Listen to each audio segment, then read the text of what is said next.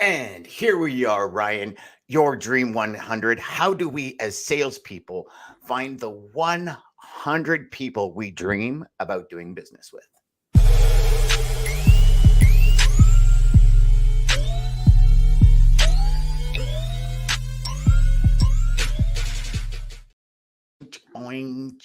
Yeah, Ryan, I'm looking forward to today, brother. Let me tell you, the Dream 100. Oh, buddy, I'm glad you brought this up, and I'm glad that we kind of pulled an audible for today's show. Um, so before we get into it, let's why don't we talk about kind of the origin of the Dream 100, give some context to the listeners, and then we'll kind of go from there. So I know we were just talking off air. You know, the Dream 100 came into my life and in your life through a gentleman named Russell Brunson, who he's a co-owner of ClickFunnels, which is for all of you that kind of aren't in that web design slash digital marketing space. ClickFunnels is a very specific website builder, Yeah. right? It's just you've often heard Ryan and I talk about a new opportunity and the vehicles that get you there. This is what ClickFunnels did to the digital marketing world is they created a new opportunity, because before ClickFunnels it was like lead pages, it was WordPress and all these other sites. And so ClickFunnels created this drag and drop editor that allows you to create these funnels. And with it, Russell Brunson wrote a bunch of books, tons of videos, tons of content out there, marketing success podcast and all this stuff. And what he did is he came up with the Dream 100. Now, full transparency, Ryan, we're not sure if he came up with it, but we were introduced to it from Russell Brunson. Yeah. And it's funny, I'm wearing my funnel hacker shirt. We're here talking about Russell Brunson. You see that? There we go. Not planned at all, eh? I know, eh? So, and what in essence the Dream 100 is Russell talks about when you're in the digital marketing space, who are the dream people you want to connect with? So when Ryan came up and said, you know what, Dan, we should do a Dream 100 for logistics. And Ryan's such a great idea because, like, who are those people you dream of working with? Mm-hmm. And, kind of got a little bit of an audible I want to share with you and see where we want to go with this for today's show. So I started thinking, well, 100 clients, right? I mean, that's a lot. Like I don't know anyone that would actually have 100 clients that they work with on a consistent basis. Yeah. That would be a huge amount. Also, I've met people that have one client and doing a ton of revenue, which would scare the hell out of me. Yeah. So what I thought, Ryan, was if we break it down for people, because, what if we started with like the top 25 clients we would dream to deal with? So let's start there, and maybe you can kind of add your context to the Dream 100 before we even get into it. How about that?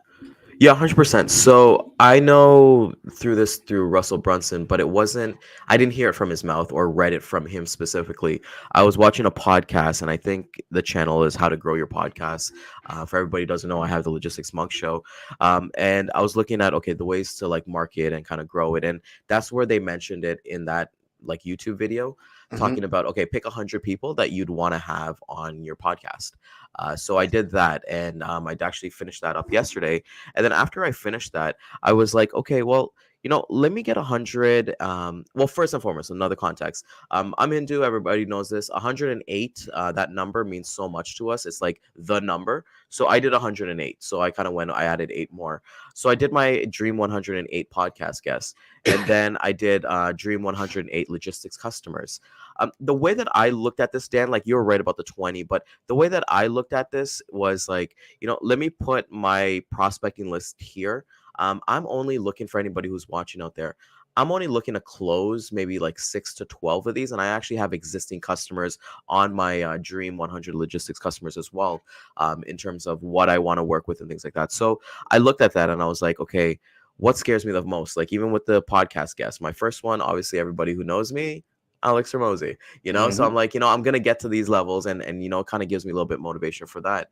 And that's where I kind of came up with, putting together this Dream 108 logistics customers. And for me, when I look at this list, I'm actually looking at it right now on the cyber computer. It scares me, but it makes me excited for the most part because, with everything that we talk about, and I only want to focus on the logistics customers today because I was talking about the podcast guests. But for my list, Dan, they are very similar. You know, they are in the niche that I work in. Yep. I have like three niches that I work in, and I would say, like, I'm looking at it right now. I would say 30% of them are in one niche, the other 30 are another niche, and then, like I said, I kind of base it 30, 30, 30, and then the remaining, what is it, 18 or whatever it is. They're all like home run customers, and we'll get into that a little bit later today. But yeah, that's the context where this kind of came from, and I shot you a message this morning thinking about, hey, why don't we kind of do this? And you're like, holy crap, man, I did this last night. So I don't know. Mhm. It's pretty funny and how it works. It is totally. And for all of you watching or listening, I have to tell you, there's so many days when Ryan or I will text each other and it's like, oh my gosh, I was just doing this yesterday, or I was doing this last night, or I was just doing it. And we'll send each other pictures and it's like, oh my gosh, we are so connected. So, and it's, this actually is a great, again, seamless transition, Ryan. You got them all the time, buddy. Seamless transition into obviously our Dream 100. So, this dream is obviously clients that are like-minded, right? Like, so Ryan, my question to you is, in your list of clients, now you might have already sanitized your client base because we've been talking about, ideal clients for a long time. But do you have any customers in your Dream 100 with the customers that you've added that you did not put in that list because they're not necessarily the customers that you want long term? Um, well, like I said, most of these are all new. Mhm. When I look at it, I would say maybe like 5% are existing. Yep. And we already have a good relationship with them. I actually Okay. put some on here that, we don't do any kind of volume. Maybe it's once a month, once every 2 months. And it's a situation where, hey, it's always pleasant to deal with them. There's Yes. never any issues at pickup or delivery. We make a healthy margin. We're able to have conversations with them, and they're pleasant to deal with. And I think that's the number one Perfect. thing. But a lot of these are unknown, so I'm excited. Yes. And just for everybody who's watching out there, I'm not going to attack 108 like prospects today. My mindset, full transparency for everybody watching, I took 10 of those customers, I popped them into Sales Nav, and I just did like some research based on the companies, added the right contacts, and I'm going to do that every single day for the next like 10 days, weekends included. Just because I want to get myself set up and I want to be immersed in like their company news. And one thing I want to share quickly, then, before we kind of get Go move for it. on, Coca-Cola is actually one of them in the list on today. And funny enough, I got an alert this morning that their Q3 earnings call was this morning. So I tuned into it and I was listening to it. And it was kind of cool to like hear companies like Goldman Sachs, World Bank, like asking questions about like the different things. So today I'm going to take that information that I learned and I'm going to reach out to the Coca-Cola representative and completely cold saying, hey, I reached out from this. And that's more of a kind of like a prospecting thing that I kind of Yeah. learned. But I feel like since I put those accounts into there, like they're gonna be sending me messages for things that I wouldn't have known instead of, okay, let me blast this 108 customers on stuff and the Okay. spray and pray we kind of talk about, but it's just not Yeah. viable from there. So this brings us to a very big question, Ryan, and it was it's something I think about often. Mhm. And before we get into the Dream 100, and I know we're kind of 10 minutes in here, but why is it, um, in your opinion, or why is it that let me rephrase that. Do you prefer the large names or do you prefer smaller names of companies that you deal with? Because you mentioned Coca-Cola, I know off air, we mentioned Nike and that, and they're very large companies. Yeah. Um, my thought process is because I've dealt with like the General Motors, the large companies, and I always find it's a fight for a dollar. Like it's almost Yeah. a fight for pennies, I find. Yeah. So for me, I stay away from them hands down. The only way I will deal with them is when it's like a dedicated lane where I know there's a healthy margin, right? And I guess, you know, 10, the flip side, you don't know if there's a lane with a healthy margin until you connect with them. But share with the audience, why is it that you have some of these big names, why you want them as part of your client base, and kind of what you feel the benefit is of having them in your client base, even when you know it's like lower margins than what you would normally get. 100%. It's not always guaranteed that it's always going to be lower margins, but you're right to an extent. I look at the larger name, like the Fortune 500 companies, for two reasons: storytelling and going through a process that I've never been involved in with before. So I still deal with like companies that, like a lot of my customers right now, you've never heard of them, and I Mhm. like that. You get that one-to-one relationship. But Yep. one things that we've learned is I love dealing with customers is too that we do a NDA, so we were able to kind of keep that the confidentiality. But I'm Yeah. introduced to things like beyond freight, Dan. Like you'll have to do a questionnaire of what is your state sustainability, what do you guys look for, Mhm. like like outside of your regular SOP, like after hours and moving the actual freight, you get to actually give input into their company in the way that you see it. Like a lot of them say that, hey, we want to get rid of carbon emissions, not get rid of, but lower it down, and we want to get Yeah. rid of like waste, so like paper waste and plastic waste. How can you help us contribute to that? So I feel like with those conversations, like I never think about those things if I'm just moving freight from A to B. And then I could bring that value over to these smaller customers as well, asking them, hey, what is your mandate? What does that look like for you guys? Do you guys have I know in Canada we have, I think it's safe. There's a smart way. My apologies. Smart A way. smart way, Yep. yeah. And introducing that. So I think the way that I look at these big companies is just like they're kind of like Hail Marys down the road. And you just never know, man.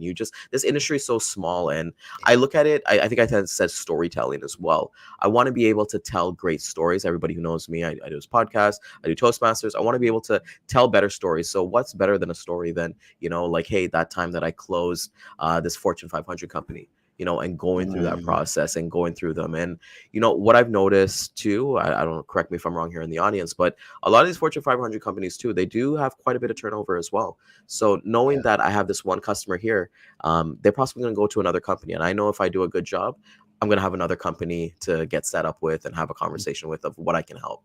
Because I've had one company where I think that gentleman has left 3 times to 3 different places, and every single time I have those 4 set up right now with me. So Yeah. like I said, I love those shots down the road. What's for me, I like I said, the storytelling. So when I'm looking at networking, it's like I love telling the stories about when I did Cirque du Soleil, and the things that, like, oh my god, I moved these things, rather than, and no offense to anybody out there, because like freight is freight, but I really can't get hyped up and tell a story about corrugated boxes, so it's just You sorry mean for any corrugated packaging boxes. is not an It's not interesting sexy, story for man. you, right? Not sexy. Uh, you know, I love that, Ryan, and it's one thing because obviously we mentioned it briefly at the beginning.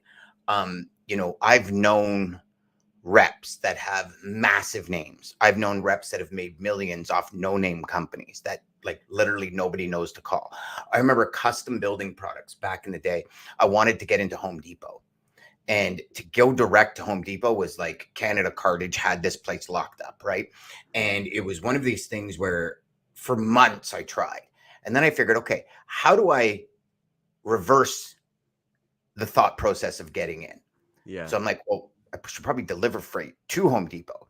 So what I did is I went into Home Depot, I took my phone, and I just started taking pictures of almost any product I can find that I would be interested in shipping. And it's funny because the one big hit was custom building products, and custom building products makes grout and like all that kind of stuff for tiles, for floors, for bathrooms, so they make the grout that goes in between, plus they make the grout that goes underneath. And I remember calling up Terry O'Hara at Custom Building Products, and they became a 15 to 20 load a week customer There we into go. Home Depot, into Anatolia Tile in Bolton and all that kind of stuff. And before I knew it, I was in with Home Depot because I came in the side door. Do you know what I Yes, mean? And that's for everybody. Everybody, I want everybody to pay attention to that. This is how you get in with these big companies. Like, like we're talking about Coca-Cola at the beginning. Do you not think that I'm gonna hit up all the bottlers, the people who supply Coca-Cola with the bottles? And you just kind of get that spider web of a customer. I know our good friend Jeff talks about working from the inside out and having those little spider legs. This is exactly it. Like Mhm. this was like such a mic drop, but we have so much here to learn. But with that being That's said, what that I'm is gonna so say. cool. And Yeah. Ryan's even gonna get into the sexy packaging into Coca-Cola. so here's kind of the idea, and for everyone out there that is going, oh my god, Dream 100, that like that's a lot I'm getting, it's overwhelming already, because it can be, right? Yeah. Here's the way I kind of thought about it, Ryan, and I'd love your thoughts on this. So I broke down the Dream 100. So I said 25 ideal clients, right? Like And even Mm. let's go back to what you Would you said. You be did 100. okay with sharing? Not necessarily. You don't have to share the names, but your thought. How did you find the 25 people, So 25 companies? what I did was this: is I looked at it and said, if I want 5 to 10%, right? So, for example, I want, so sorry, let's go up to 15. I want 5 or 10 solid customers of this because I don't think anyone wants 100 customers. Well, maybe people do, but I just think that's a huge amount. Like, if you get 100, like you got a massive team, you're almost your own brokerage company at that point, right? Yeah. So, the way I look at it, Ryan, as I said, if I identify 25 serious clients that I want to work with based on the products I love, right? Okay. I don't know if they're ideal clients, but I Yeah. start with 25. If I work through the 25, I'll add 25 more. So I've kind of got a list of, I think I'm up to 165, but it's like top priority, mid, and then it goes down lower in priority. Only because, and again, my first focus is what do I love to use? Because if Yeah. I love to use it, I think I could talk about it. I think I could have in depth conversations that maybe don't involve freight because I also know we never sell freight, we sell something else, right? So Oh, us as logistics reps, we're not selling freight. We're selling ourselves. We're selling the value we bring to the table. We're selling our education. We're selling our knowledge. We're selling our ability to keep our prospects and clients out of the rabbit hole, right? yeah. Well, we go down the rabbit hole, find out what's going on and come back up kind of thing. Yeah. So then what I said, okay. So I said, if I've got 25 ideal clients, I'm going to probably need somewhere around 50 suppliers and partners to manage those 25 clients, right? So then I put down Mm. 50 partners, ideal partners. And then to round out the 100, I put 25 ideal industry contacts. And so the reason I kind of divided it into those three was because let's say for example, you're at a smaller brokerage, right? Or Mhm. at a trucking company and you don't have a brokerage partner, you don't have a customs partner, you don't have an air partner, you don't have an ocean partner, maybe you don't have a warehouse partner. So I think these ideal contacts are very much needed or a big part. And I don't know if any of that was proper English, but they're a big part of our overall ability to service a customer, right? Mm. Having even like contacts in 10 different states with 5 to 10,000 or 20,000 or 30,000 warehouse Yeah. feet square footage, right? Where you can drop And things disclaimer for off. everybody, this is like if Mhm. you're like strictly like in that like kind of like agent. You could do this if you're like employed with a company and stuff like that, but just know that there's a little bit more leg work Yes. because sometimes like your ops team would be like, why are you finding these people for us? You know, that's kind of like our job and kind of getting out of your own way. But with everybody listening to Dan right now, he's truly being somebody of value.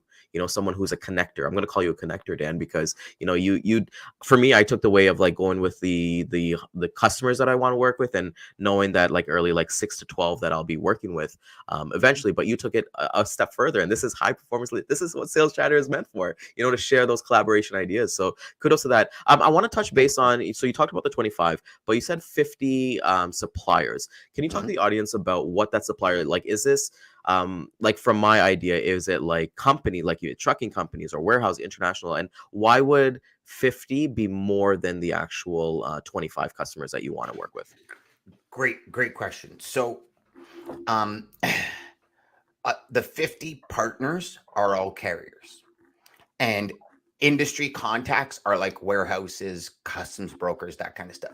And the reason I say 50 ideal partners is because, say, for example, you land a high volume customer, right? Um, a lot of the times, and I'll go back to some of my customers where I'm running, 15, 20 loads a week. We're using 2 to 3 partners to manage those 15 to 20 loads, right? So the way I look at it is I say, if I have double the amount of suppliers, I can actually probably close more business because I know my suppliers are there. And so even though my dream 100 starts with 25 ideal clients, Hmm. in my process that I wrote down here, I have start with my partners. Mm. So what I'll do is I'll identify where my 25 ideal clients are, and then I'll start with my partners and say, hey guys, here is where I'm looking for freight. Does this match your triangle where you need more freight? Excuse me. Those who come back and say yes, I'm going to then dive deep into the partner creation. Okay. What's your volume? what days of week, how long have you been delivering there, like how long has the customer that's brought you to this place, or if it's like if they're based in Ontario and it's Ontario outbound, like, you ask those specific questions. And Yep. then, what is your price to come back? Where are you looking to go to? Is it back to Canada? Is it to what states in the US? And so we go through all of that. And now what I have is I have a really good roadmap of 50 high quality suppliers that I can now look and say, where are those 25 ideal clients based on my partners? And Mm. then I take that partner information, and when I email or call the prospect, I have all the information in front of me, right? There's no guessing. Hey, we're looking for freight from Dallas, Texas to Toronto. Does that fit within your hub? Mm. No. Okay. So, say you have 4 partners that go to Dallas. I deal with 4 people in Dallas. These are the locations we go to. Does that fit within your supply chain? No. Okay. And personally, I'll move on from that point, Mm. because here's one thing I've always found, and I'd love your opinion on it. And I know you did your own ops originally. Yep. And in the companies that I worked with, it was always in-house ops. And what I mean by that, it wasn't a general dispatch. Like Yeah. the ops team was specifically dedicated to specific reps. So I find you're more involved in the operations on a day-to-day. You see more of the things that are happening. Every time I lost a customer, Ryan, or every time there was a major issue with a customer, I'm going to say not every time, probably 98% of the time there was a major issue. It's because it was not one of our usual partners that we used. Yeah. So a customer came out and said, here's a new lane. And you're like, okay, I really want the lane because I really want that customer and I really want to do more business with them. But my God, there's nobody in that lane. So we have to go with ABC company who we've never used before. And Yeah. things fall apart. Now, the flip side, ABC companies have been awesome. But most of the time when you have that, things fall apart. So I started years ago saying I will not like take lanes from customers with suppliers we haven't used. I will bring the supplier in. I will have a conversation with them. I will make sure we see eye to eye. And then I will test them out on future. It won't be at the spur of a moment when a client drops a load on you. Because I think, and I firmly believe like our credibility as a sales rep and our ability to service a customer goes further than accepting one load. Yeah. And a lot of the times we've had this conversation just, I think, 2 days ago, where you're only as good as your last load, right? So we take a load, we don't convey the information to our customer about, concerns or whatever. And Mhm. then something goes wrong and that customer now is pissed off because we looked like the savior, but we became like the goof. Do you know what I mean? Yeah. Does that make sense? 100%. And I've had it on the opposite, Dan, where, Yes. we're always so eager because we're like, hey, we got this new customer. We start counting the paychecks, all that fun stuff. And, you forget about the simple stuff. And I've had Yeah. customers who actually moved too fast, and I had to be like, hey, let's slow down, let's slow Yes. down and set the expectations, that we're probably going to make some mistakes. It's our first time here. I'm not gonna sugarcoat it. You're probably going to get a call maybe at 11 o'clock at night, and understanding that this is what it takes. Like, we do have to Mhm. build that congruency. For Mhm. anybody who's watching, this is a great play and a great thing for having conversations if there's customers out there who only want asset based. Like, if it's a situation like that and you do have assets available, I always say go with the brokerage option first. We got to see how you guys work. If you get a call from your safety team that our guys are just sitting at the dock with our own assets, that's going to look more negatively than a carrier that you've hired and then you've worked with them like for X amount of months and X amount of years, and they're like, okay, well, it's okay. It's like, okay, just mark the in and out times. We'll get you paid. Right. Yeah. So like I'm always like looking at that option as well, because like right now as the market's going, I'm getting again a callback or asset based, but I'm like, it really doesn't matter, and let me show you why. Yeah. So coming back to your point, Dan, I think I operate the same way. I love to say that one of my pitches to my customers is that my freight, like my freight, never hits a load board. It's only people that we use within, and we'll do that. And I don't really vet. I'm not really. I don't vet the carriers because I trust my ops team, and that's a trust Yep. that we've built. Like Yep. everybody knows, I work with Wellington Group of Companies. I've been with Ray for about 5 years, who runs all my stuff, and we've built that friendship, that relationship together, that he's got my back. So I just got to bring in the business, nurture the business. I don't get caught up in the day-to-day stuff. Yeah. So if you were to ask me, Well, Dan, how because many he loads you have understands today? Yeah. what you want to supply to a customer. He gets what you're looking to achieve. So And he's him going to too. make sure he mirrors what Ryan has done throughout his entire sales process, Well, right? on the flip side too, I understand what he wants as a branch Yes. manager. He's not, and I understand that I'm not going to bring in a customer to fight for $50 and $100 margins. I'm Yes. just not that person for all that headache because you get to the bottom of the barrel. It has to work for everybody. Yep. So I can't be worried like I'm an agent. I can't just worry about my commissions at the end of the month if like my commissions doesn't pay the ops person who's doing all the booking, all that stuff, and doesn't get a cut because they have a certain percentage that they need to hit on like GP. So am I being selfish with myself? No. Everybody has to win. Your customer has to win. Your supplier has to win. And like everybody who does the day to day, I just am and your company too. Your company has Yep. to win at the end Yep. of the day. It just can't be about you. Like, and I think that's what a lot of older sales reps get caught up with. Yep. They're kind of like, well, it's my business. It's my mine. And they're just worried about their numbers at the end of the month rather than, oh, what headaches did our ops team go through this?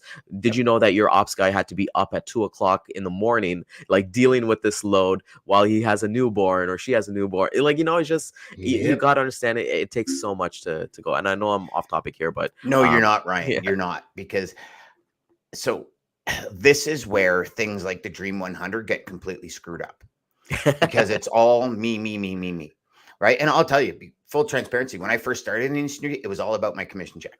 That's all it was. Mm, I would get customers, and and as much as it's embarrassing to say, I would say to my operations team, my team lead at the time, and I'd say, listen, I close the deal, you figure out how to move it. That's your make it job. happen. Yeah. And that's it. And that would be, and she would come back to me and go, Dan, you quoted too little. Like, you don't understand. I'm like, don't tell me what I understand, And it was really an eye-opening experience, Ryan. Yeah. And that's why in my 1, 2, 3 that I have here, start with your partners. With your partners' input, find your ideal clients. Add to your value ladder with industry contacts. So to me, that's the 3 steps that Yeah. we take for the Dream 100. Start with your partners, find out input from your partners to search those areas for ideal clients. And then with those clients, I had a conversation the other day with some sales reps, and he was saying he's new to the industry. And he's saying, yeah, but we do everything. We do LTL, truckload, US, Oh, Canada, God US. bless. And I'm like, okay, but here's the thing. You service North America. You have a full paragraph in your email. We just Yeah. service North America.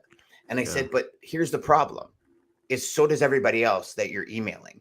So Yeah. no wonder you have, 2,000 replying back to you. So how do we like find those ins with this? And I go back to this all the time, Ryan.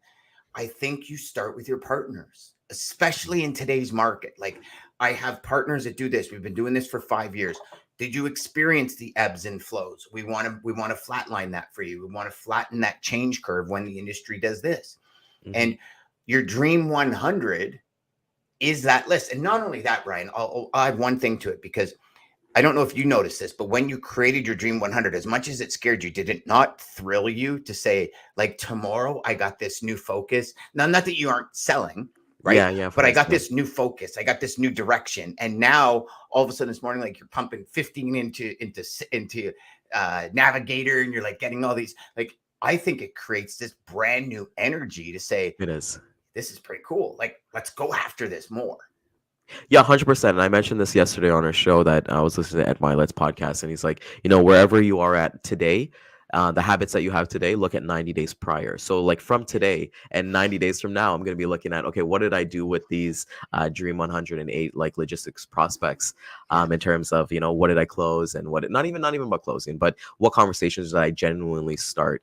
And it just to point to your North American thing, I thought that was a little bit funny there because we've all been there, Yeah. we've I think that we have to understand that that's a mandate, not a mandate, but it's an expectation too from like the company you work with. Because of course Yes. they're gonna say, we're all North American and just bring in the customer and bring in the opportunity and we'll figure it out, right? Yep. Because an opportunity is better than no opportunity. Yes. But when you're like for me, when I'm looking at my list and add them into the nav, I'm like, okay, well, this is fun, man. This is gonna be cool, and I learned a bunch of stuff last week that I'll share. I'll share later on when we do an episode on it. But like little tips and tricks, like using voice memos on LinkedIn and like sending video and all that stuff. And I'm so Hmm. excited for this because like you said, I wasn't scared about this. But with that being said, though, it did take me a couple hours to actually get this list done. I didn't Yes. just go and like start spewing, and especially the podcast one too. That one was and for anybody who's out there, maybe Dan will make a template of the Dream 100 and pop it on our website. If you're picking your customers or your companies, take it further than just finding out their information and stuff like that. Like, go on their LinkedIn, go on their websites, find out their watering holes, like where they hang out at. Because one of the things that we always hear about is, my customer's not on LinkedIn. They got a profile, but they don't post or like that. Well, maybe they're interested in, maybe they're a VP of sales. Find out where their master classes are, or like different information that they would Mhm. be, so that you can go there and like spread your message. Because, like I said, I'm looking at my list, and like already 60% of my list, I already know what my marketing and what my targeting is going to be, and it's going to be strictly from my existing customers.